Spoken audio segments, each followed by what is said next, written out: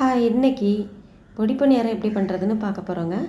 இப்போ இது ஹோட்டல்லலாம் ரொம்ப ஃபேமஸ் ஆகிட்டுருக்கு. ஃபஸ்ட்டு பணியார மாவுக்கு 1 கப் இட்லி அரிசி, 1 கப்பு பச்சரிசி, 1/2 கப்பு உளுந்து எடுத்துக்கோங்க.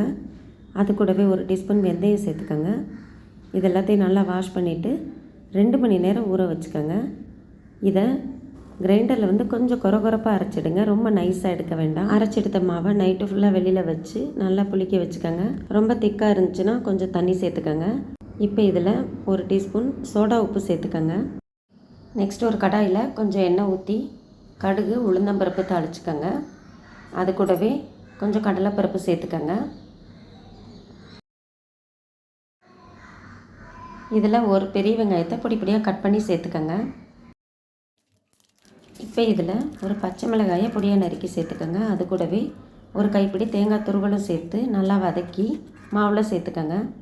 இப்போ இதில் ஒரு கைப்பிடி கொத்தமல்லி தலையை பொடி பொடியாக கட் பண்ணி சேர்த்து மாவை நல்லா கலந்து பணியாரம் ஊற்றிக்கலாங்க. சோடா உப்பு சேர்த்ததுக்கப்புறம் உடனே ஊற்றாமல் ஒரு 10 நிமிஷம் கழித்து ஊற்றுனீங்கன்னா அது நல்லா மிக்ஸ் ஆகி நல்லா சாஃப்டாக வருங்க. உங்களுக்கு இனிப்பு பணியாரம் எப்படி பண்ணுறதுன்னு தெரியணுன்னா ஏற்கனவே வீடியோ போட்டிருக்கேங்க, அதையும் பார்த்துக்கோங்க. பணியார மாவு ஊற்றுனதுக்கப்புறம் மீடியம் ஃப்ளேமில் வச்சுருங்க. இல்லைனா ஹையில் வச்சிங்கன்னா உள்ளே வேகாது, வெளியில் மட்டும் வெந்து கொஞ்சம் கருப்பாயிருங்க.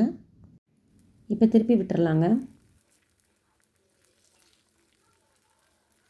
2 பக்கம் நல்லா திருப்பி போட்டு வேக வச்சு மேலே நல்லா மொறுமொறுன்னு கிறிஸ்பியாக கோல்டன் கலரில் இந்த மாதிரி வரணுங்க. இந்த ஸ்டேஜில் எடுத்துருங்க. இப்போ சுட்டு எடுத்த பணியாரத்தெல்லாம் தனியாக வச்சுட்டு ஒரு கடாயை சூடு பண்ணி கொஞ்சம் எண்ணெய் ஊற்றிக்கோங்க. இதில் 1 டீஸ்பூன் கடுகும் உளுந்தம் பருப்பும் போட்டு தாளிச்சுக்கோங்க.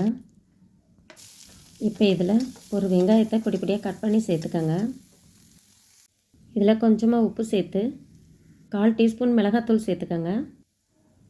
அது கூடவே 2 டீஸ்பூன் இட்லி பொடி சேர்த்துக்கோங்க. இப்போ இதில் நம்ம செஞ்சு வச்சுருக்கிற பணியாரத்துலேருந்து 6 பணியாரத்தை இதில் சேர்த்துக்கலாங்க. ஸ்டவ்வை சிம்லேயே வச்சுட்டு நல்லா பரட்டி விடுங்க. மேலே 1 டீஸ்பூன் தேங்காய் எண்ணெய் சேர்த்துக்கோங்க. தேங்காய் எண்ணெய் இதுக்கு நல்ல ஃப்ளேவர் கொடுக்குங்க.